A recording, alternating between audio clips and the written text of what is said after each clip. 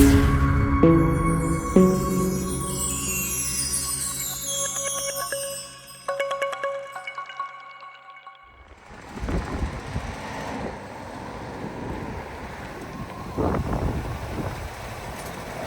I cannot wait to get started on this project. This 1985 500 SCC Euro Spec is such a unique vehicle. It's so classic. It's so retro. It's so rich and elegant. It has a lot of things that Mercedes incorporated into their vehicles that took 20 years for the other car manufacturers to add. But what am I going to do with this car? I'm going to upgrade it even more.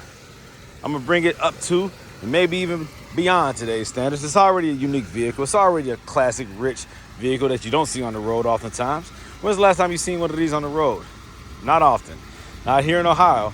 You don't see them. All right, guys, so I am now driving this 500 SCC.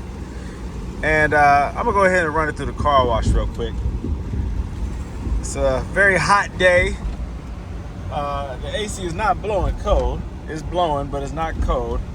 I'm not sure if it's been updated or upgraded to the newer type of Freon, the more commonly used Freon, because it's Euro spec, right? They operated back then with a different coolant or AC system, so not the same Freon as modern Freons. So it requires a revamping and an updating of the system. I don't know if that was done with this one. It's hot out here in Cincinnati, very hot. And so I have all the windows down. It is a pillarless coupe. Sunroof is back.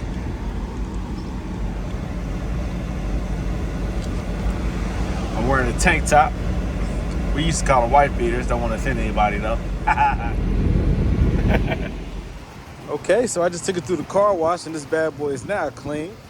Decent enough to take a proper video. This car really does handle well. I just drove it up and down the street, around the corner, up the way, down the way. And this thing really has a lot of power. Now, even with a misfire, because there is a little bit of shaking at idle. The engine is not smooth at idle, so I have to figure that out. But this thing has tons of power and torque. I mean, it just takes off. I just spun the back wheels, no problem. So this vehicle really is in good shape. I mean, it's not perfect shape by far, but it has tons of potential. It's in good operating condition. It just has to be tidied up, right? Dialed and tuned in properly. And of course, there's some upgrades that I plan on doing to this car to make it the way I want it to be. Like I said, I will do the exterior, fix every dent, any bit of rust, removing panels, fixing anything that's wrong with it exterior-wise, and making it the way I want it to be. I'm going to lower the front end. I think I'm going to try to cut the springs in the front to drop it about 1.5 inches. And it should pull the back side down just a little bit.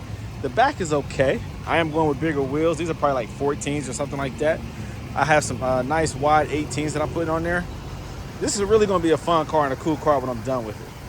But like I said, it drives very well, very well. I'm proud of this car. I'm proud of Mercedes. You know, this really speaks volumes about Mercedes.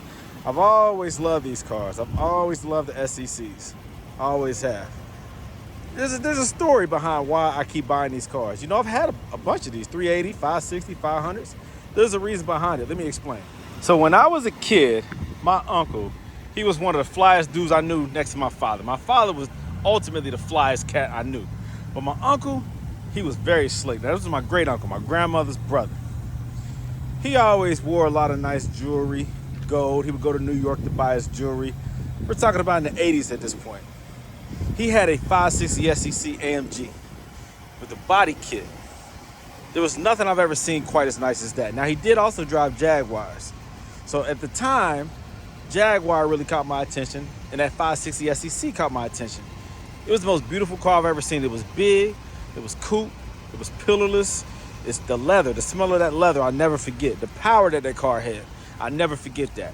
In the 80s, my great uncle had a burgundy 560 SCC AMG kit.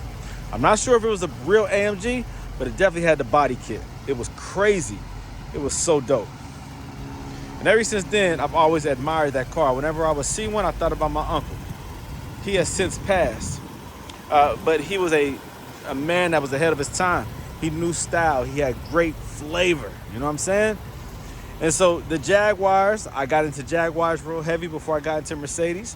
They were easily attainable. I had 89, XJS, or XJ, XJS? Yeah, the coupe, V12. I've had 95 XJ6. I've had 98s, XJ8s. I've had, XK8s. I've had a couple of those. I've had S-types, X-types. I've had a lot of Jaguars over the years. A lot of them. A lot of Jags. And I went through that phase. But once I got my hands on a Mercedes, I never looked back. And so once I started seeing that I could buy these before the prices started going through the roof, because right now, currently, a good example of one of these cars is going to cost you $15,000 plus. Some of these are out there for $30,000, $40,000, $50,000, depending on the condition and the miles. So I started seeing that I could buy these for the low, so I was buying them. And I soon realized what it is that I'm looking for, what I want. I had a 380 SEC that was in perfect pristine condition. I paid $1,500 for that car. I sold it for $11,500 or $12,500, I think. And that right there was a very nice car, but it was a 380. It wasn't what I wanted.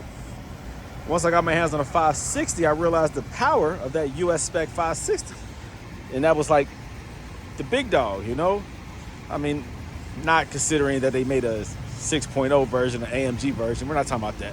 The 560 is a standard big motor version of this vehicle, of this chassis, the C126. So once I started driving these different ones that I've had, I had 380s, 560s, and I've had a couple 500 SECs. 3 Euro specs, as a matter of fact. I've had 3 500 SEC Euro specs, and the 380 was a Euro spec. I've been in love with those ever since. I said I'm gonna one day buy one and keep it. I think this might be the one. Over the years, I've collected so many parts. I have black interior. I have all types of parts that I've taken from junkyards. I mean, so I have enough to maintain this bad boy. So I want to finally get one and do all the modifications that I want to do to it. If you see my other content, my other videos, you know that I have a Widebody CL55. A lot of people have suggested that I Widebody this. Well, I only want a Widebody what's an AMG. I don't want to just have a Widebody if it's not worthy of being a Widebody. I mean, what else is special about it? Some people say put an M113K motor in here, a supercharger. Now, that'd be crazy. I'd Widebody that. But with this standard power that the 500 SEC Euro spec came with, I don't know. I think I should just probably paint it, lower it, put some nice wheels on it, get the interior right, change the audio, update that, make it really nice on the inside, and just push it. I don't know. What do you guys think?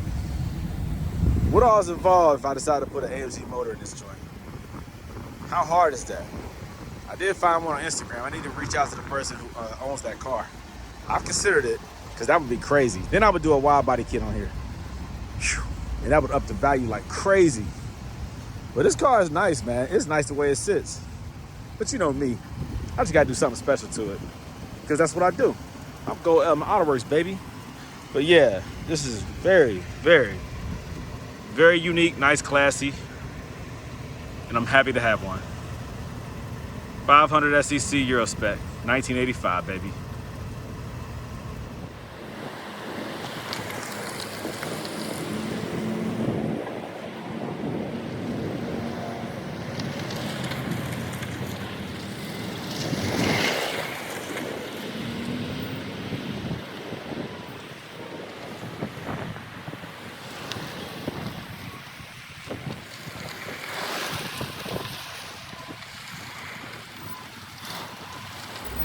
And let me tell you, there is nothing like driving around in the old school dents. This thing has a bad idle, but this thing is so powerful. I don't even get it. It's not a perfectly smooth idle, but it's perfectly powerful. This thing gets up, man. Man, they built this car nice, man. I have a lot of things I need to do to it to get it right, but daggone it, it drives good. Isn't that what's most important? It drives great, a lot of power. it gets up no problem. It gets up to speed very easily, man. I can only imagine how smooth this car is going to ride once the misfire is taken care of. The rough idle is taken care of. I can't necessarily say it's a misfire, but there is a rough idle. And I have to figure this part out. This thing drives so good. And it needs brakes. If you guys can probably hear the brakes, right? It needs brakes. I need to smooth out the idle. It might have a little exhaust leak. Gotta fix that. It's up in the front. I'm gonna put a better exhaust system on here too. I've been a big fan of broiler exhaust system, so I'll probably do something like that. Give it a nice aggressive growl. I would like to have twin pipes. You know, 2 exhausts coming out the back, 2 tips instead of just one. Instead of just one dual, I want to have 2 separate mufflers. 2 separate mufflers in the back. That'd be nice. So definitely some customization is going to take place with this car. I'm looking forward to it. Like I said, I gotta fix the rust,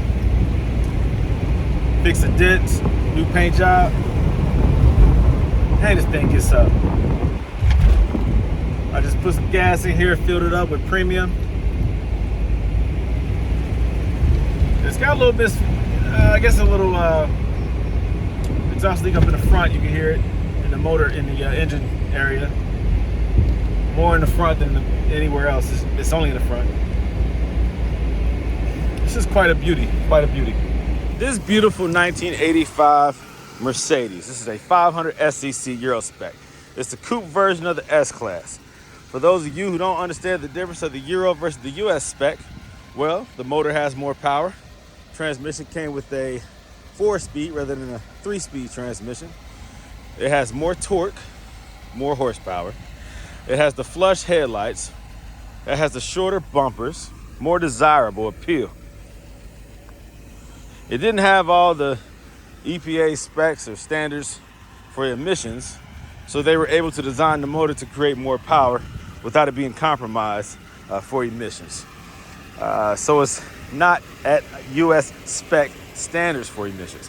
So, in effect, focus more on the power and the performance than dulling it down to create less emissions. Now, a lot of things have changed since 1985 until now, but what has not? Well, this car really is up to par with most of the safety features of today. It has anti-lock brakes. It came with power interior, including the sunroof, including the windows, pillarless coupe. It came with a lot of pneumatic interior features that allows comfort and convenience ergonomically. This car has a lot of potential, tons of power, tons of looks. The retro classic look of the Mercedes never goes away. It just looks better and better because as today's vehicles, the standard look of today's vehicles, nothing really looks unique. They made cars well back then. They put a lot into their designs. These things are tanks. They're heavy, they're solid.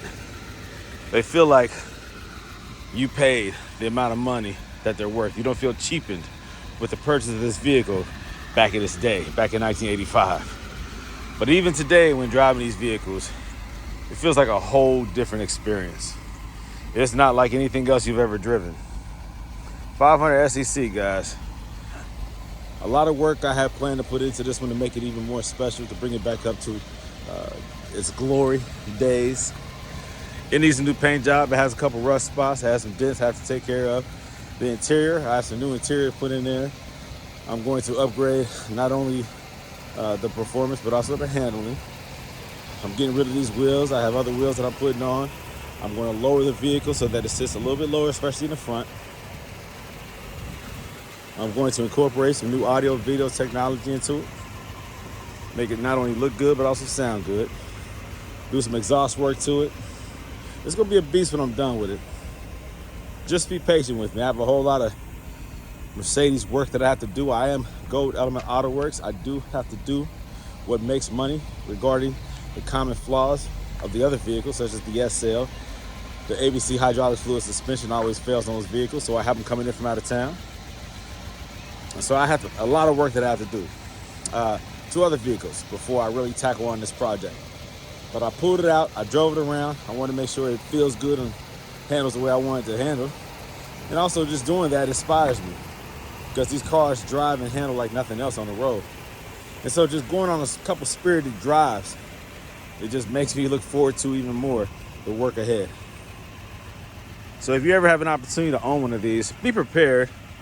Get one in good condition, because not everyone is able to do the things that I'm able to do with these cars regarding the upgrades, regarding maintenance, regarding the repairs. So if you want to just simply own one and drive it and not have to do as much work, you're going to have to spend more money. But in my case, I don't mind taking on projects, because that's what I do. I've been doing this for years. And so this one is a very unique a project that I'm really looking forward to. Because just owning one of these things is like, it brings about nostalgia. It's such a glorious car. So I really look forward to creating and developing this car to what I want it to be. But for the time being, guys, just be patient with me. More content is on the way. More content is on the way.